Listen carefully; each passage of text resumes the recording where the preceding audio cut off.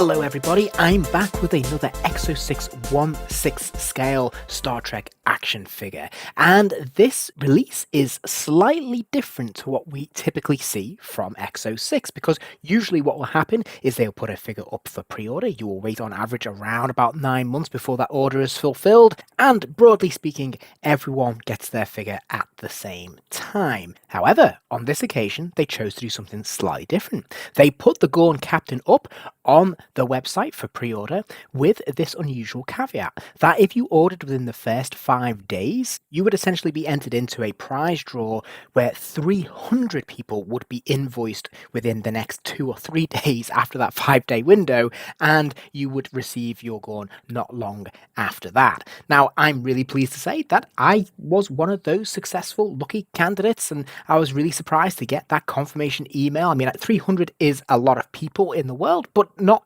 when you're thinking about the scale of these kind of figures. You'd assume there would be a fair few more orders going through than that, and I really didn't think I would be one of the lucky ones, to be honest. And I was really pleased and quite excited to actually be able to have something go up for order, put my money down, and actually receive him not long after. In fact, I received mine around about a week after I put my order in, which is pretty exciting. And so today in this video, I want to share with you my impressions, my initial reactions to this figure, and give you my full review. Now, cards on the table, I must say I'm a huge fan of the Gorn. Arena was one of the first Star Trek episodes I ever saw, and it's always made a strong impression, and to this day remains one of my all-time favourite episodes of the entire series. So it's fair to say I had high expectations when purchasing this figure, and I want you to know that going into this review, because that may factor into some of my thinking. Alright, so let's take a look at the packaging. By now we know what to expect from Exo-6. There's nothing really different here. It's the standard cardboard packaging with the outer sleeve, and it's adopting the standard design and branding that we've seen on the other releases. Now, I really like this approach. I think it works really well. We have this striking headshot here of the action figure, which looks really cool. Of course, we have the foil embossed Star Trek logo, and the rest of it is basically just black borders. But this image is so striking that when you put this on display, it's definitely going to draw the eye, so this is pretty cool. If we flip it though and look at the side panel, we can see that they have this beautiful artwork. Now again, we've seen this on previous original series releases, but this is really nice. I love the artwork that they've commissioned for these figures. I think it's absolutely gorgeous, and in fact I just wish it was a little bit larger. And then if we flip it and look at the reverse of the packaging, it's a little bit more bland. We still have the embossed foil Star Trek logo, which looks great. We have an image of the figure and of course all his various accessories, and then a little bit of small print. So not the most attractive or most appealing design, and it's not something you're going to want to put on display. It's really more functional than decorative. And then if we slide off the outer sleeve underneath, we have this window display. Now, the actual outer wrapping around that display, again, is just mostly black borders, not much to write home about. And again, in all honesty, you're probably not going to display it like this. And so this brings us to the main event, the figure itself. Now, I've got to be honest, I was a little bit surprised with how they approached this figure, because essentially what they've opted to do is wrap a hollow outer rubber skin around an action figure inside the suit. Now that probably sounds a bit weird, and I'll come back to that and explain in a little bit more detail in a moment or two. But first of all, I really want to take a look at this head sculpt. Now, what you can see on screen is a still taken from the episode Arena, from which this figure is based, and we can compare the two here. The most striking thing to talk about here is the eyes, because the eyes actually have this glitter effect, which is really kind of cool, and this is replicating basically what we saw on the show, actually. So a really cool approach. I think this looks really authentic, and of course, they catch the light nicely, so they do tend to sparkle, which is kind of cool. So I have to say they've done a good job there. Likewise, the overall dimensions look to be pretty accurate. The teeth, are individual. They look sharp and pointy, which is good. There's no detailing inside the mouth. There's no like pink or anything like that to indicate a tongue, but that is consistent with what we see in the show. So no complaints there. All the details, whether it's the little circle in the ears, the grooves around the eyes or the nose, the nostrils, this all looks to be pretty much spot on. on. I think they've done a really good job with it. And there's some really nice paint taps going on. You've got the base layer green of the sort of plastic rubber, but then you also have peppered here and there a bit of a wash, a yellow wash here and there to just draw out some of the highlights there and give it a bit more depth and texture. And there's quite a lot going on here because he definitely has the lizard-like texture, the bumps and grooves and things like that that really make this feel authentic. So I think this certainly looks the part. My only criticism really with this head sculpt, and in fact the whole figure, is around the colouring of the skin tone, because this is quite a dark green, and even though it's got that yellow wash running through it to sort of draw out some extra detail and lighten it a little bit, it looks a lot lighter in the TV show. Like, this is a much darker shade of green, I think, than what we see on screen. That's my personal observation. You may not agree, but it just feels a little bit too dark. Now, I just want to return briefly to that point around the outer bodysuit, because as you can see, if you depress your fingers into this, they go right through. Like, this is hollow. There is a figure inside that you eventually get to, but it feels much more squishy than I would like. And as you can see, this also extends to the head. Now, this is a bit surprising for me, because it feels less sturdy and robust as a result. Now, I think the intention behind this approach is to replicate the actual rubber costume that was used on set. Of course, it was a man in a rubber costume. We get that. However, I'm not sure I really want to create that effect here, especially when you look at that suit in action in the actual episode. Yeah, obviously it is rubber, but it looks realistic. It looks authentic. It looks like it's a fully bulked up lizard man, and there's absolutely no sense that you could prod it and your finger would go right through. I mean, it looks like you'd be touching skin if you're doing that when he has that punch up with Kirk. It looks like they're really landing on flesh. So I'll be honest, I find this element a little bit surprising and a bit underwhelming. I don't mind them using an all-in-one synthetic bodysuit. I think that works really well. I just wish it was more padded out underneath, as we would typically see on other oversized, muscle-bound action figures from other toy companies. Now, if we look at the rest of the costuming, we do see, of course, that he wears this tunic. This is a nice, slim piece of a sort of silky cotton material. The patterning looks to be pretty much exact to what we see on screen, and I think it serves the job very, very nicely. It fits in nice and neatly, and it feels authentic. The belt is a separate plastic piece. It is absolutely seamless. There's no joins anywhere, and there's not an awful lot of detail here, but we can see some nice use of paint when it comes to the gold and silver buckle. And if we take a moment to look at the elbows, but also the knees, we can see these knobbly bits, which again are completely accurate to what we see on screen. Really nice they're sculpted in as part of this bodysuit. I think that works really well, and they stand out as a cool little detail. The gauntlets are split into two parts to aid articulation. You have the detailing that's sculpted and painted onto the hands, and then you have this separate soft plastic piece for the forearm. Naturally, this isn't seamless because we want to get the use of the articulation there. That does lead to a little bit of a gap. And what I found with mine is that there's a tendency for that gauntlet to sort of slip up and down. So if you try and push it down to make it more seamless, this then produces a gap at the end of the forearm in terms of that green bodysuit. So this maybe needed to be worked through a little bit more. But I did want to point out that the hands are really cool. Obviously, they're very distinct and different to any other Star Trek figure we've ever had. These are unique. These definitely aren't recycled. Very distinct talons there, and a lot of detail in here in terms of the sculpting, because I've had to sculpt those claws, those long nails, of course, the wraparound at the start of the sort of gauntlet, and then we've got to get the texture of the sort of lizard skin as well. And then there's a lot of different paints used here, so I do think they should be commended for doing a really good job with these. Also wanted to point out the accuracy that we see in terms of the hind legs. If we look at the back there, very, very cool in terms of getting the sinews just right. And the paint apps are absolutely wonderful, giving it that real sense of texture of that lizard skin. I think is really, really good. We can see there's some shading, there's some washes, and it just gives it that authenticity, which is brilliant. And just like the hands, the feet, of course, are also utterly unique and really nicely sculpted, well painted, and really accurate to what we see on screen. So no issues with this. The only thing I did notice is that there is a tendency for them to not balance particularly well, which is a bit disappointing. So I would encourage you to use a stand, and we'll take a closer look at that stand a little bit later. And again, I just felt I needed to point out some of the issues that we have with some of the gaps here. So if we look at the left leg here, or your right in this case, you'll see there's a bit of a gap between the foot and the beginning of the lower leg, the outer rubber costume there. Not quite seamless. Works much better on the other leg. That seems to be pretty smooth. smooth, but this one's just very, very noticeable. So again, just kind of needs to be worked through a little bit more, I think.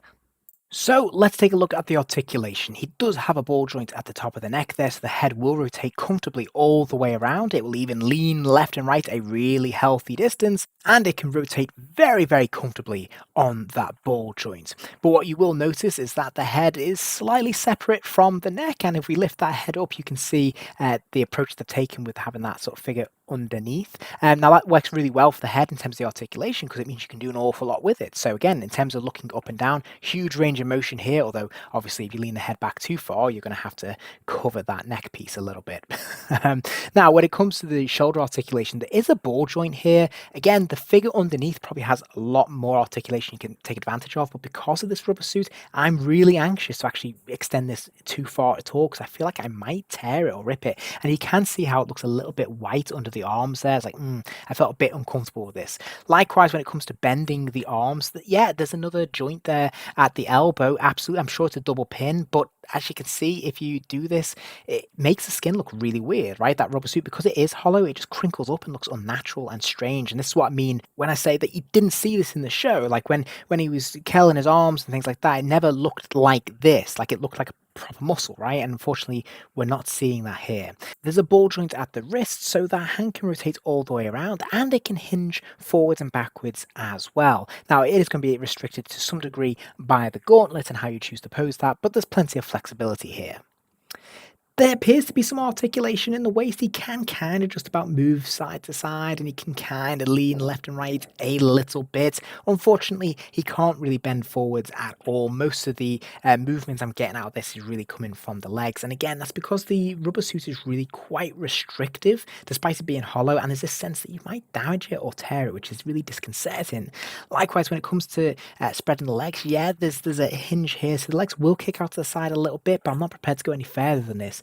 I think there's articulation underneath that would allow the leg to move from side to side, but again, it's not really going to work. You can kick it forwards and a little bit and maybe get it backwards a little bit, but again, I'm not really comfortable with it pushing this to extremes. Certainly you can bend the knee, but again, it creates that crinkled effect that looks a little bit odd. And then there's a ball joint at the ankle there that will allow the foot to hinge forward and backwards, move from side to side, pivot left and right. No issues here whatsoever. Okay, so what goodies does he comes with? Well, he comes with an impressive 3 extra pairs of hands, which is very cool. Some gripping hands and some open palm hands, which are specific for some of the accessories he'll want to hold, including his Gorn communicator, the flint dagger, the bamboo cannon, which is very cool. I don't think we've ever had this with any Star Trek figure before, and the tree branch that he snaps off at the very beginning of the episode when he gets straight into it with Captain Kirk. And I also wanted to note the display stand that he comes with. One of my criticisms whenever I do these videos is that they all tend to be the same. Well, they've actually given us something slightly different this time around, so I'm really pleased with this. I'm glad to have a different type of stand for a different type of character. I think that's really cool. I'm assuming that this is meant to replicate the Gorn transporter. We never actually see that in the show, so I think they've used a little bit of creative license, but I'm all for it. I think it looks really cool, and I appreciate them doing something slightly different. I really love the communicator or recorder. I think they've done a fantastic job in terms of the sculpting. The paints are really, really nice. That use of silver contrasted against that gold is lovely. There's lots of grooves and details on here for what is basically a relatively simple prop. What I did notice is that it has this sort of like crystal effect at the very base of it. I did watch the episode again. I didn't really get that impression from the show, but I still think it's a really lovely touch and it makes a really nice display piece. Of course, he has no issues holding it because he has a hand specifically for gripping this, and it looks really nice and snug and looks really cool. And it also has a magnet in it as well, so that means you can place it securely onto the belt, and it is absolutely seamless. I love this effect. We've seen it on some of the other Star Trek figures in the past, and I'm really pleased to see it on the Gorn here. It's a wonderful device. Next up, we have the flint dagger. This is a very glossy, smooth piece. I think the part looks pretty much spot on. And once again, it fits very comfortably into his grip because, of course, he has a hand specially sculpted to hold it. And I think it looks brilliant. So, top marks for this. Then we have the tree branch, and this is such a cool prop that I would never have expected them to produce, and I think they've done a fantastic job because it's actually really authentic to what we see on screen in terms of the shape and size and sculpting, but also the paint apps are fantastic. It actually has the texture of a branch, which is really cool, even though it's very smooth and glossy. They've really done a great job of this, and I really like the detailing around where it's snapped off as well. It just looks really good, really authentic. And pleasingly, he has no problems holding this. I thought this might be a bit of a delicate one, like quite tricky for him to actually grip. But again, the hands they're giving him hold this perfectly. It's really well balanced and it looks really striking. So I've no complaints and I'm actually really impressed by this. I didn't think this would work and it's actually probably my favorite piece of all the different accessories that it comes with because it's just so darn effective and it makes such a fantastic display. And then finally, we have the bamboo cannon. Once again, really nicely sculpted, pretty authentic to what we see on screen. Lots of nice paint apps on here to make it look authentic and realistic, which is great. And I think they've done a really good job with it. Now, the Gorn can't hold this, but to be fair, he doesn't in the show, right? It's a weapon that's used against him. So I think the intention is here is that later on, if we get an Exo-6 Captain Kirk from the original series, he'll be able to hold this and you'll be able to create some really fun displays with this. So a really nice little accessory. And I think all around, they've done a really great job with these accessories. I wouldn't expect much from the Gorn, but they give them absolutely everything you could wish for. So I give them top marks for that. I'm really, really impressed. So, final thoughts then from me. Overall, this is a really impressive looking figure. I think he certainly looks the part. He's got some fantastic accessories. The paint apps are top notch, as you'd expect. And as I said, the sculpting and the detailing, the glitter in the eyes, all brilliant stuff. I also really like the display stand. And I think Exo-6 should be commended for all of his qualities. This isn't necessarily an easy character to bring to life. It's one of my most anticipated characters, but I think they've done a really great job with the overall visuals. And if you put him in certain poses, he's going to work really well, right? He's going to look really impressive. However, and this is where we get into some of the criticism I have with this figure, I'm not really impressed with the choice they've made around the body suit itself. I don't like that it's hollow, and we immediately run into problems as soon as we try to pose it, and you make use of that articulation because it crinkles up and it looks faintly ridiculous in certain places. That's quite a huge issue for a high-end figure like this. There's also some unseemly gaps. I'm willing to overlook them, of course, but taken together, there's a couple of issues here that are really starting to bug me with this particular release. And I'm always slightly hesitant when it comes to rubber bodysuits anyway, because I have this intense fear that they're going to perish over time. And don't get me wrong, there's no indication that that is going to be the case here, but it might be a few years before we know that. And as I said, there is that real fear that if I articulate him too much, that might cause a tear in the suit, and that troubles me a little bit. So overall then, I think this is a really great looking figure, and if you keep him stock still or just holding the branch as I have here, he looks great, absolutely fantastic, a really striking display. It's just if you want to do something a little bit more creative, a bit more dynamic with it, you're going to run into problems quite soon. And I suspect this figure might actually divide collectors. Some people will probably really love it, and other people will probably be irritated by some of the issues I've pointed out. So I'll leave it there for today. I'm really interested to hear your thoughts. Do you own one of these? What do you think? Are you happy with this? Do you have any criticisms? I would love to hear your opinions. But until then, thank you for listening this long, and I hope to see you in the next video. I hope you enjoyed the video. If you did, please do consider giving the video a like. That kind of thing really does help the channel out and it allows me to keep making more content. And if you're interested in seeing more content, remember to hit subscribe as there'll be plenty more videos coming soon.